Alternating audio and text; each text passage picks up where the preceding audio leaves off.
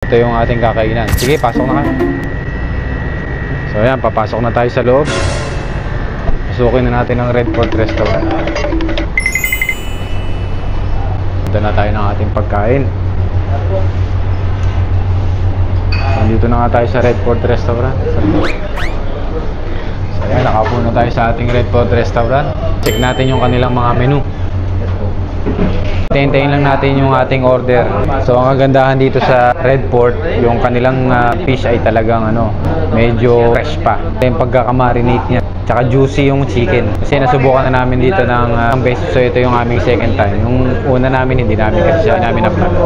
For today's video, ito ipapakita namin sa inyo yung gaano kaganda yung kanilang service at tsaka gaano kasarap yung kanilang pagkain. Yung kanilang mga menu, meron sila rito, chicken. Ayun, napakasarap na kanilang pagkain. Sa akin ay fish barbecue sa akin. Fish barbecue rice. Fish barbecue, biryani fish. Fish barbecue. Small, medium, big. Chicken? Medium. Medium. Biryani set mo sa medium? Hindi, sa fish. Yeah. Chicken? Yes. Chicken fish. Fish you have? Fish you like? Or chicken? You want fish? Wala, 2 fish. Chicken barbecue. Usually. About you? Chicken barbecue. 2 chicken barbecue. So yan, nag-order tayo ng fish biryani at saka 2 chicken barbecue. So yan, pine-prepare na yung ating order. Ito yung ating mga tropa rito. No, chicken spicy. Chicken also? Yes.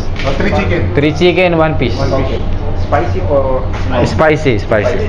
Spicy tayo, spicy. Masarap na yung spicy. Natin natin yung spicy. Yeah, all spicy.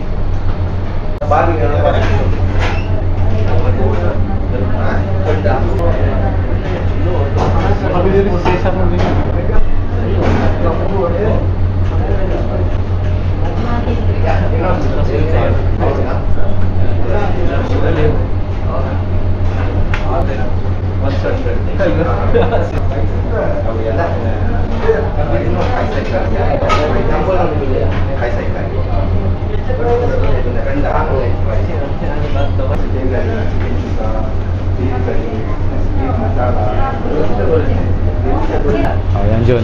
Bati ka muna. First time dito, first time. Nakita niyo yung sombrero na yan. First time yan, Ito yung sombrero na to. April Boy Regino. Si April, ako si Boy. Yeah. Si Boy. Masyadong tahimik yung ating kasama. Masyadong tahimik.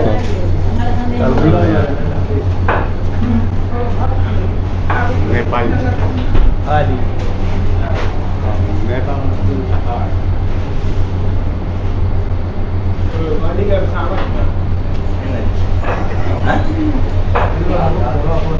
So ito yung ating nagsiservice. So yung naka-green service sa atin. So hintayin lang natin yung ating order mga 10 minutes. Kasi pag umorder ka rito, medyo yung kanilang isda ay talagang gesture, control, stop. Nag-video, 5 daliri.